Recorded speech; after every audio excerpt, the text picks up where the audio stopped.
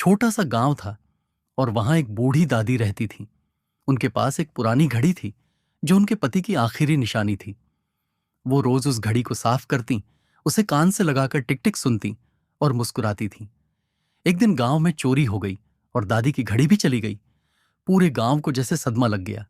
बच्चे भी उदास हो गए क्योंकि वे रोज दादी से घड़ी की कहानी सुनते थे। तभी गांव का एक छोटा बच्चा अर्जुन हर शाम चुपचाप इधर उधर जाकर टिक टिक की आवाज सुनने लगा।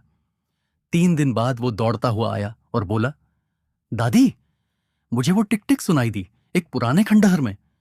गांव वाले दौड़कर गए और वाकई वहां दादी की घड़ी थी, छिपी हुई पर चलती हुई।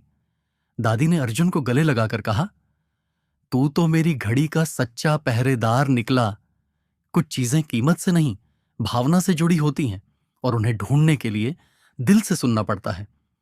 अगर आपको ऐसी और कहानियां चाहिए, मजेदार, प्रेरणादायक या भावुक, तो बताइए, मैं सुनाता रहूंगा। एक बार एक गरीब लड़का था, नाम था मनु।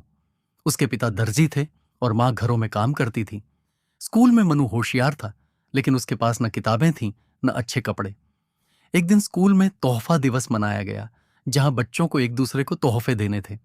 सब बच्चे सुंदर रैपिंग पेपर में महंगे तोहफे लाए, खिलौने, पेन, कॉमिक्स वगैरह। मनु चुपचाप बैठा था, उसके पास कुछ नहीं था, लेकिन उसने कुछ अनोखा किया। घर से एक पुराना कागज लिया, उस पर अपने हाथ से एक छोटी सी कविता लिखी। दोस्ती हो तो सच्ची हो, चाहे उसमें तोहफा ना हो, हाथ खाली सही, दिल में प्यार बहुत हो। उसने वो कविता एक सहपाठी को दी। पहले तो सब हंसे, लेकिन जब टीचर ने कविता पढ़ी, पूरा क्लास शांत हो गया। टीचर ने कहा, यह तो सबसे अनमोल तोहफा है, दिल से दिया गया। उस दिन से मनु की वो कविता स्कूल की नोटिस बोर्ड पर लगी रही और सबने सीखा, तोहफों की असली कीमत पैसों से नहीं, भावना से होती है। एक छोटे से शहर में रवि नाम का एक लड़का था जो रेलवे स्टेशन पर अपने पिता के साथ चाय बेचता था। उम्र छोटी थी, लेकिन आंखों में बड़े सपने थे। जब भी कोई यात्री अखबार छोड़ जाता, रवि उसे उठाकर पढ़ता। वो बड़े ध्यान से खबरें, लेख और शब्दों के मतलब सीखता। कुछ यात्री उसे देख मुस्कुराते, कुछ ताने मारते, अरे चाय वाला, पढ़ाई से क्या होगा। पर रवि चुप रहता, बस सीखता रहा। एक दिन एक बूढ़े यात्री ने उसे किताब दी, अपने सपनों का पीछा करो। रवि ने वो किताब कई बार पढ़ी। उसी दिन से उसने तय कर लिया, मैं बड़ा बनूंगा, कुछ कर दिखाऊंगा। धीरे धीरे वो खुद पढ़ाई करने लगा, रात को स्ट्रीट लाइट के नीचे, दिन में चाय, रात में किताबें।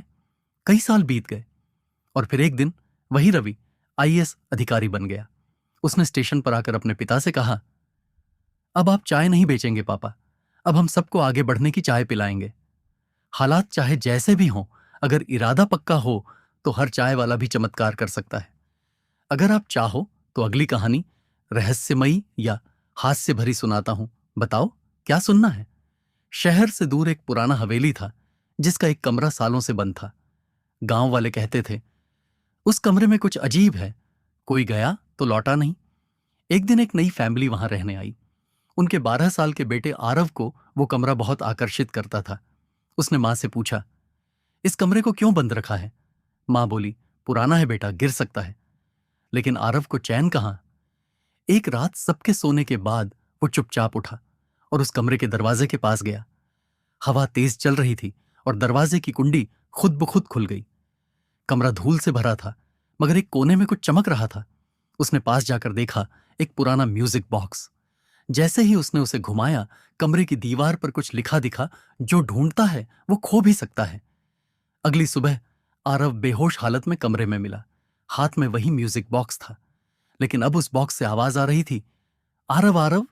गांव वाले फिर बोले, हमने कहा था ना, कुछ चीजें खुलने के लिए नहीं होती।